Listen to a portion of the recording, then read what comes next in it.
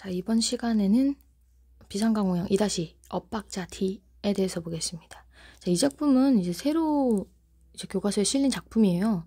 자, 그러다 보니까 뭐 이걸 가지고 뭐 출제한 어떤 기록이라든지 뭐 그런 건 없습니다. 자, 그렇기 때문에 이제까지 어떤 데이터를 바탕으로 어떤 부분이 이제 출제가 될 수 있을지 그런 거를 우리가 짚어봐야 될 것 같아요. 근데 거의 다 이제 비슷하죠. 뭐 모의고사에서 이제 처음 보는 작품들이 나와도 우리가 풀어낼 수 있듯이 이제 그렇게 우리가 배운 것들을 가지고 적용하면 되겠습니다. 자, 첫 번째 거 볼게요. 서사갈래의 특성. 자, 서사갈래는 작가가 허구적으로 창조한 인물, 사건 이런 걸 서술하는 이제 문학 양식입니다. 서사갈래에서는 특정한 시공간 안에서 인물들과 관련된 사건이 벌어지며 이야기가 진행이 됩니다.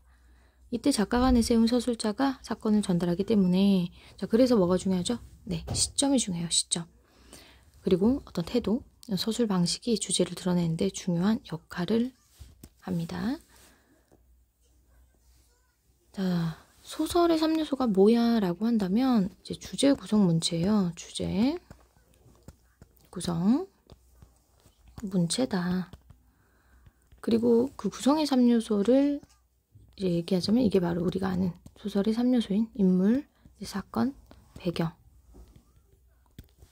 즉 우리가 소설의 3요소라고 알고 있던 요거 3개는 결국 소설 구성의 3요소다. 이런 거 이제 알고 계셔야 될 것 같은데요. 그게 중요하진 않고요. 어쨌든 인물, 사건, 배경의 구성 요소와 이제 서술자의 서술 방식, 문체 그런 거를 활용해서 결국 이제 주제를 형상화하는 게 이제 포인트가 되겠죠. 작가는 일단 주제를 먼저 정하고요.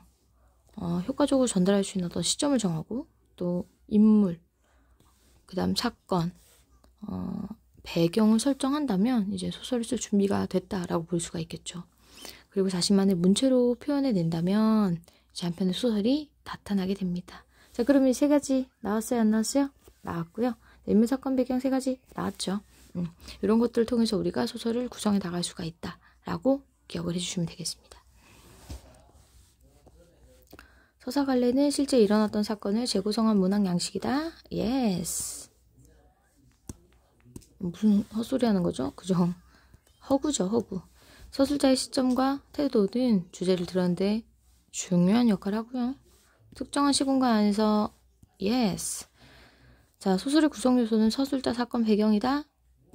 인물, 사건, 배경이죠. 그죠? 서술자는 인물이다? 아니죠. 서술자는 인물은 아닙니다. 인물일 수도 있고 아닐 수도 있는 거죠.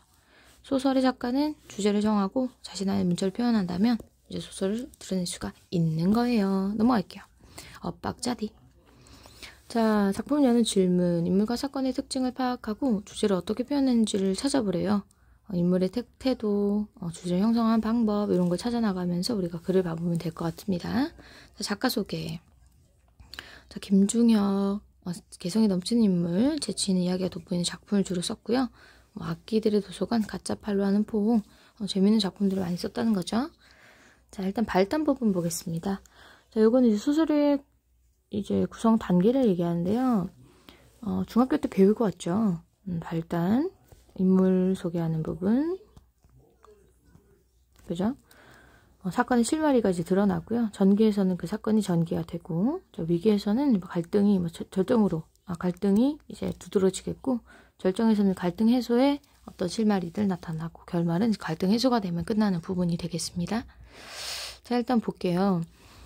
발단의 포인트. 나는 이제 고등학교 시절 같은 합창단에서 활동했던 엇박자 D를 떠올렸다. 이렇게 얘기합니다. 일단 서술자가 나가 된다면 주인 1인칭이에요. 1인칭. 자, 근데 시작부터 엇박자 D를 떠올렸대요. 엇박자 D라는 것은 이제 사람 이름으로 나오고 있는 것이고요. 여기서 이 사람이 이제 중심 인물이 되겠습니다.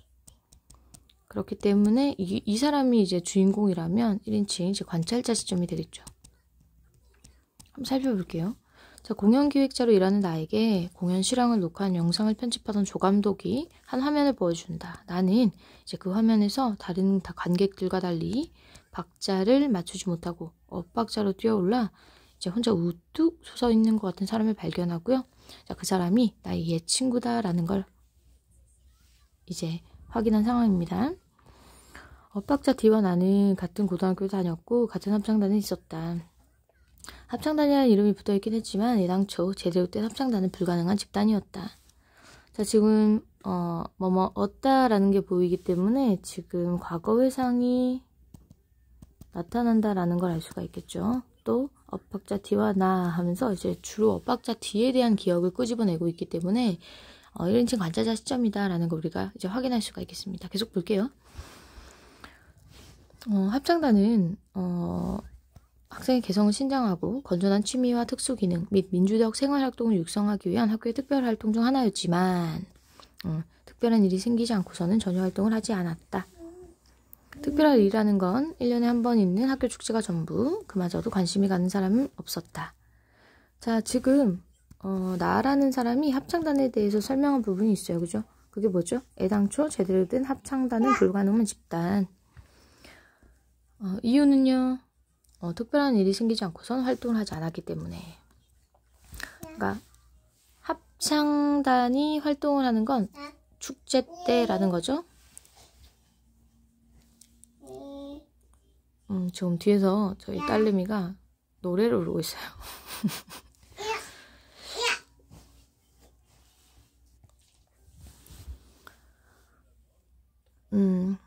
일단 그런 상황입니다.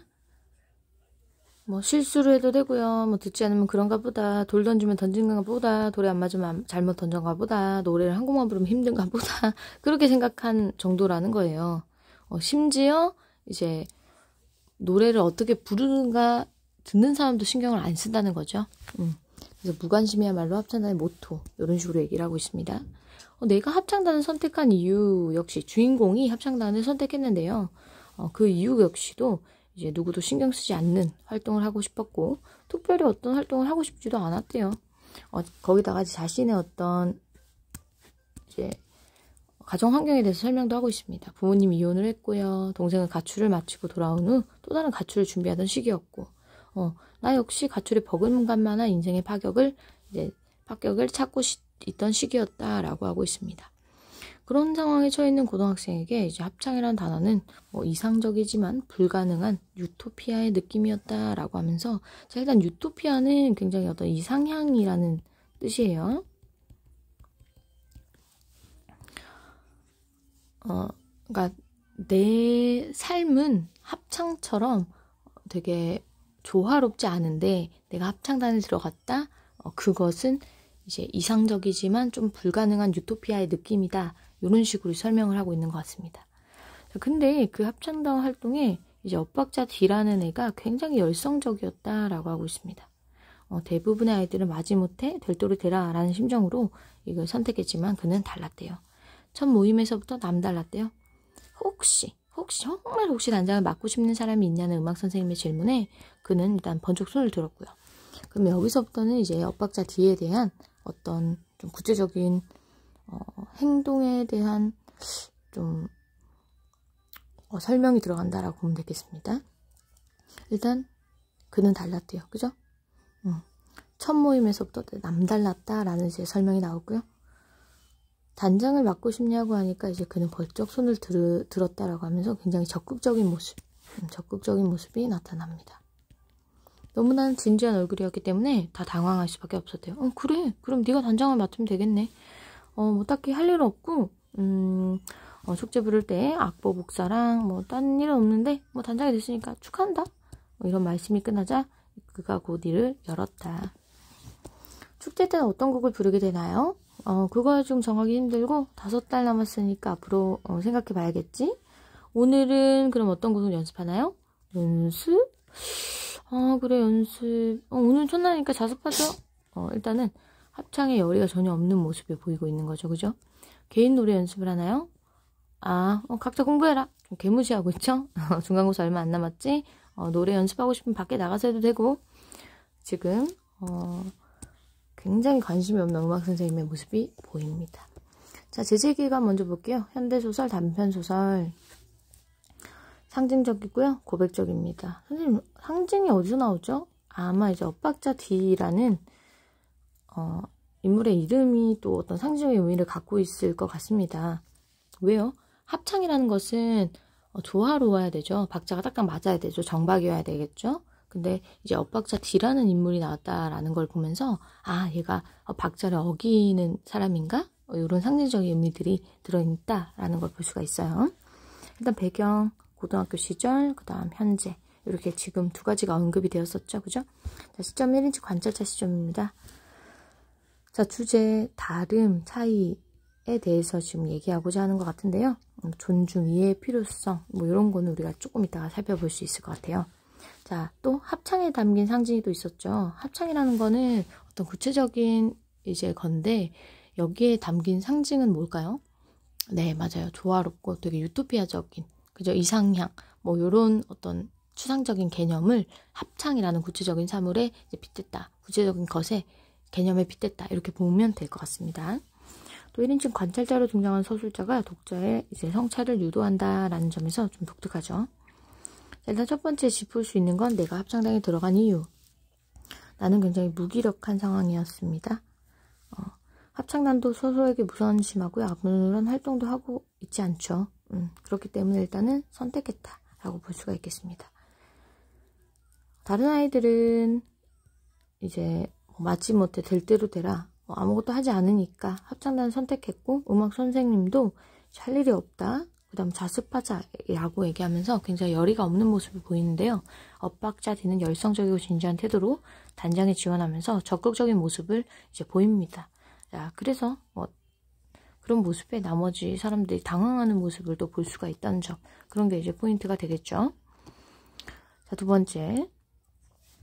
특별한 일이 없었기 때문에 우리는 이제 음악실에 앉아서 각자의 공부를 했습니다. 10만원 엇박자 D가 밖으로 나가서 노래 연습했는지는 잘 기억나지 않는데요. 아무도 엇박자 D를 신경 쓰지 않았습니다. 음악 선생님은 첫날이니까 자습을 한다고 했지만 그 다음 주에도 자습은 계속 이어졌습니다. 합창 연습을 안 한다는 거죠. 우리는 커다란 음악실에 앉아 영어 단어를 외우고 수학 공식을 외우고 세계 지리를 외웠대요. 합창단에 들어가면 아무런 활동도 하지 않고 열심히 공부할 수 있다는 사실을 엇박자 D 빼고는 모두 알고 있었대요. 나는 음악실 의자의 보조 책상에 엎드려 밀린 잠을 보충했고요.